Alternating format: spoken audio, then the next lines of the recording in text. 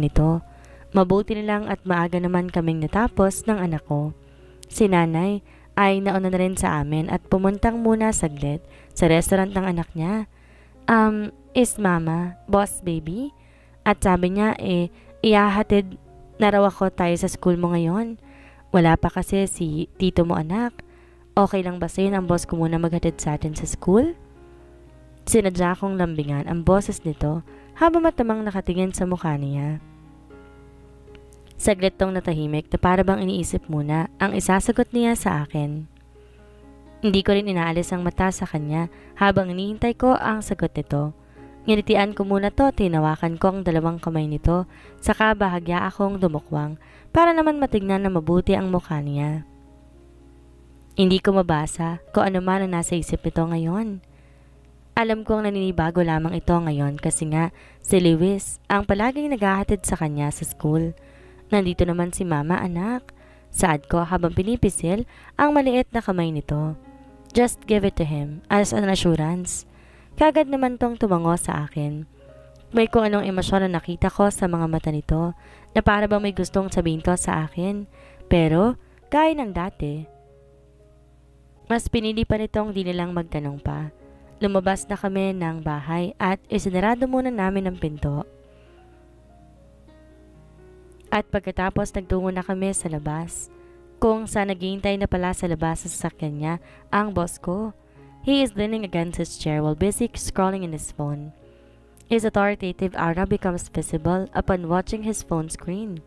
Hawak ko sa malit na kamay niya ang anak ko at habang kaliwang kamay ko naman bit-bit ang backpack.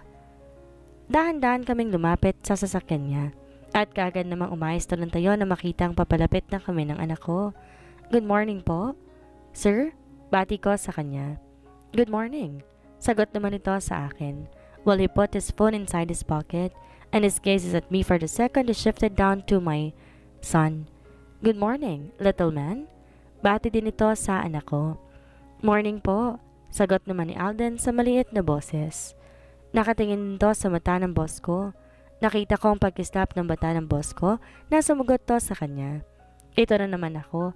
Baka namamalik mata lamang ako. Mama, can I sit with you po? Alden said while tugging my arm. I looked at him and I nodded. Then I shifted my eyes to my boss, who is now, I know he also hears what Alden said. Marahan akong tumango ang boss ko sa akin bilang pagsang-ayon at pinagbuksan kami ng anak ko ng pinto sa may backseat.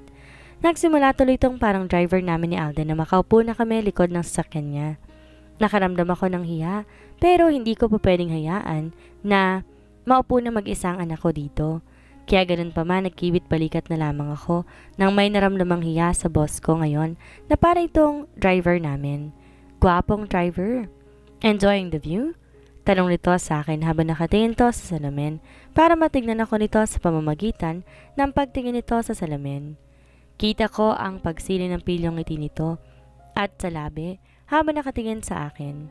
Napairap naman ako. Then, I heard him chuckle while he is driving. Hindi ko tuloy namalayan na nakarating na pala kami sa school ni Alden. Hindi ko na hinintay pa na pagbuksan para kami nito. Kaagad kaming bumaba ng anak ko sa loob ng sasakyan. Nakita kong bumaba din to ng sasakyan namin, ngunit hindi ko na ito nilingon pa.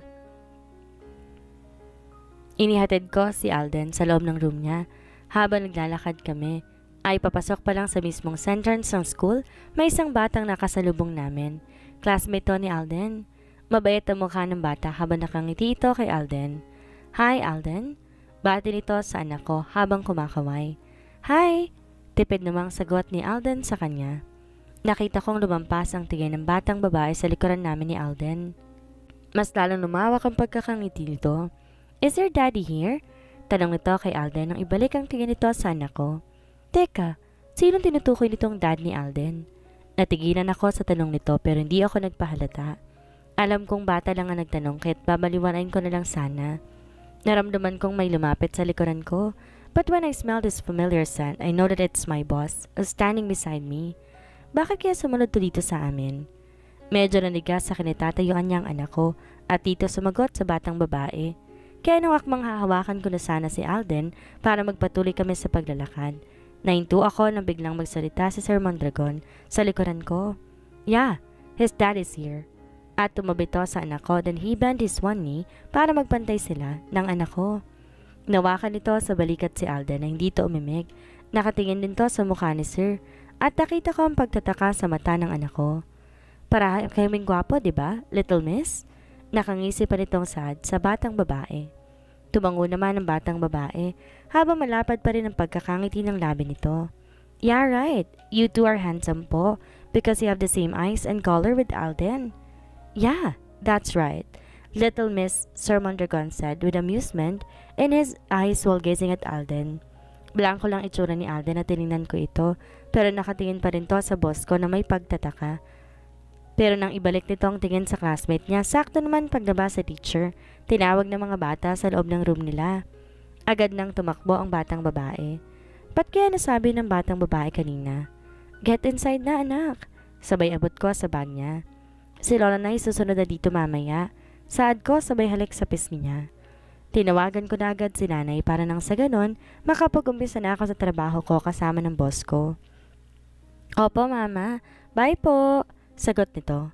Saan niyo po pala unang gustong pumunta sir? Tanong ko sa mababang boses habang naglalakad kami pabalik ng sasakyan niya. Kinuha muna nito ang phone niya at may tiningnan doon na kung ano, tsaka bumaling sa akin at tawinto sa paglalakad. 5 dangkal mula sa kanyang sasakyan. Nagtataka kung hinintay ko anong sasabihin nito. Let's go back to my house, he said while gawking at my black orbs. Marahil nabasa nito ang iniisip ko. I heard him huskily chuckled and stepped for her closer to me. I will change my car. Let's use my motorbike maybe, so we could easily tour and watch the view, he said while smirking and gawking in my eyes. Tsaka naunang naglakad palapit sa sakyan niya. No, motorbike? Tama bang rinig ko? Mabilis naman akong sumunod sa kanya papuntang sasakyan. So kailangan namin pumunta sa bahay niya. At first time ko makapunta sa bahay niya dito sa isla. Nang makarating kami sa gate ng bahay niya, di naman pala malayo mula sa resort. Kagad pinagbuksan kami ng gwardya at sumaludo pa ito sa boss ko. Pero, as usual, diretso lang ang tingin ng boss ko. Napakalaki ng bahay niya. Namangha ako sa aking nakita. Siya lang ba mag-isang nakatira dito? Ba't ang laki naman yata? Madaming tanong na tumatakbo sa utak ko na makababa ako ng sasakyan. Nauna na tong pumasok pero huminto to sa tapat ng pinto at nilingon akong nanatili lang nakatayo sa tapat ng sasakyan niya. You're not coming? Come on, get inside. Huwag kang tumayo dyan, Villaflor. Saad nito sa seryosong boses at binuksan na malaki ang pinto ng bahay niya. Ewan ko ba pero bigla akong binundol ng kaba. Alanganin naman akong kumilos at naglakad ng pinto para pumasok na sa loob ng bahay niya.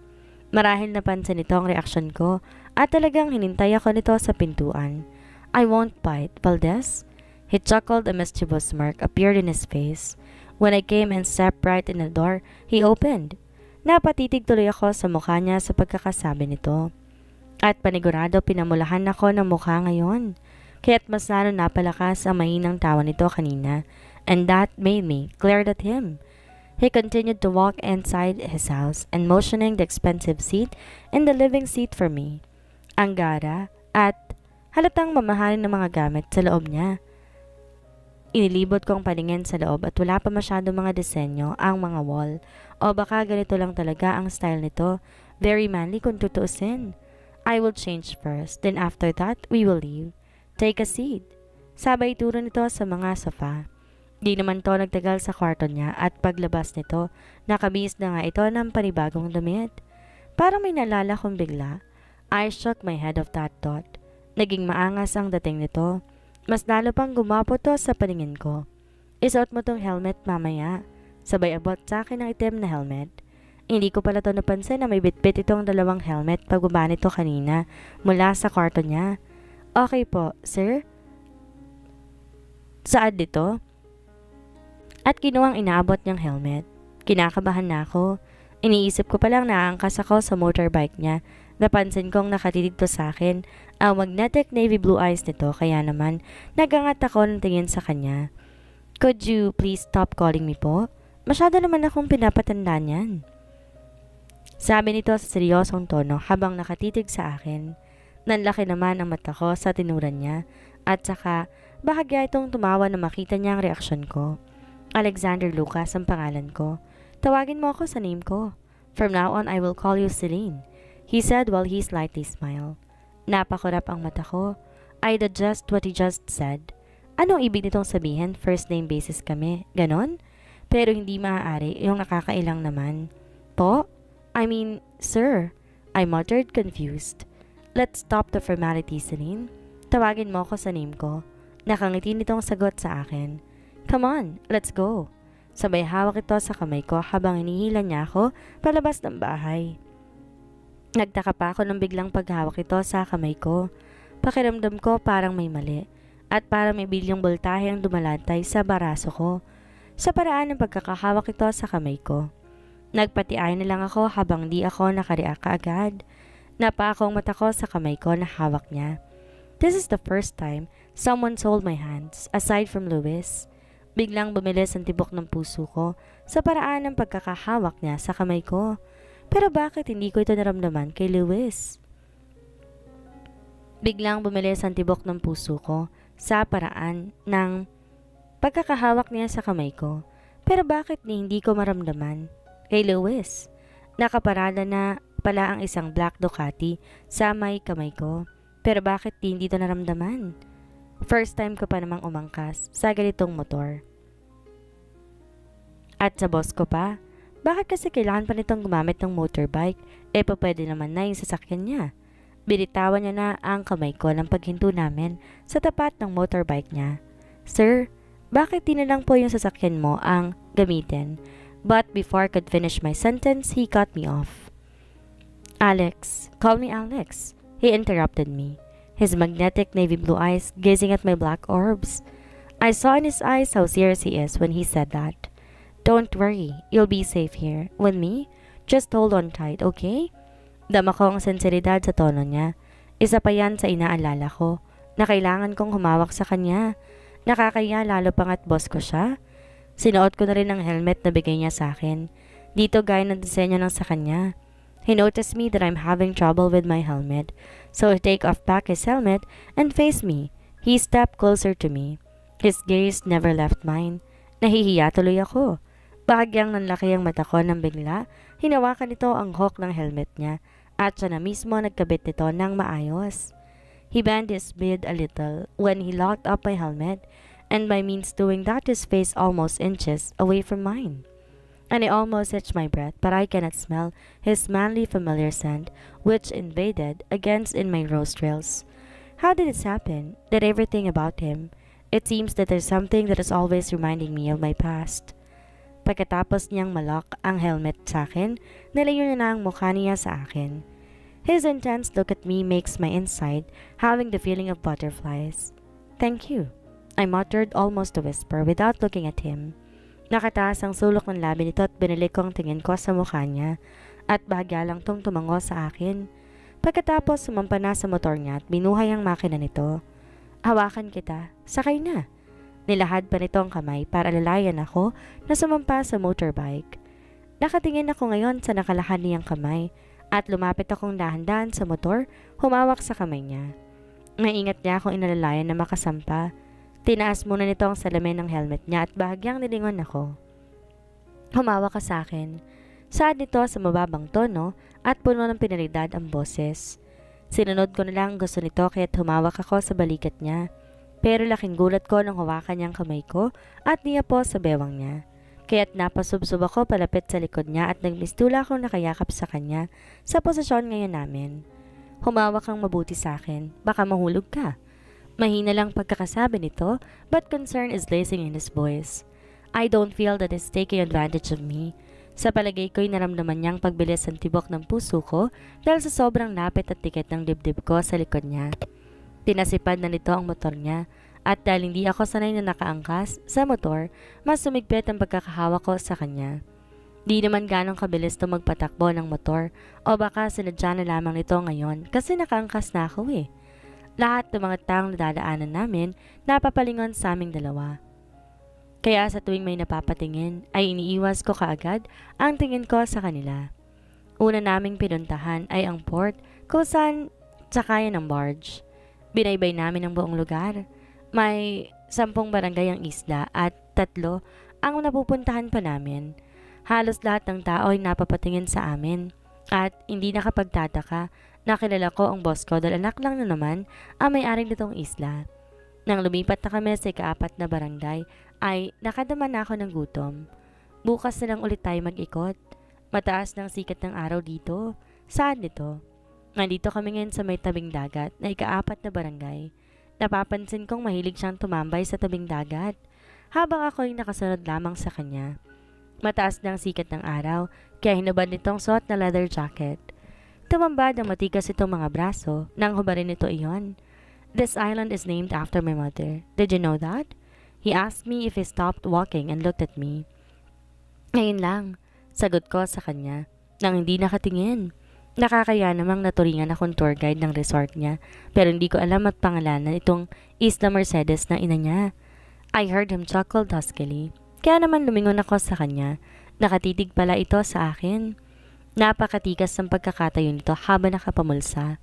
Nakatayo lamang ako sa tabi niya at nakikinig at nagpatuloy ito sa pagsasalita. We used to live here but because of my father's business, we left this island. He heaved a breath when he said that. At bagay itong napapikit na parabang sumagi na hindi maganda sa isipan nito. His sounds open up to me now, but I remained silent and just listened to him. Malaya akong napagmasdan kung gaano siya kagwapo ngayon. Ang tangos ng ilong nito habang naka-side view sa akin. Then he looked back at me. Napansin kong parang may dumaan na lungkot sa mga mata nito, but he quickly hid it and smirked boyishly at me. Celine? Tawag pa nito sa akin. Nakakapanibagong pakinggan at tinawag niya ako sa pangalan ko. Nagpang-abot ang mata namin kasi kanina pa ako nakatitig sa kanya. Bahagya ako nakadama ng hiya. Gutom ka na ba? Tanong nito. I looked at him confused. Naiya naman akong tumango sa kanya bilang sagot. Then, let's go. Sa restaurant tayo? He quickly said. Be careful.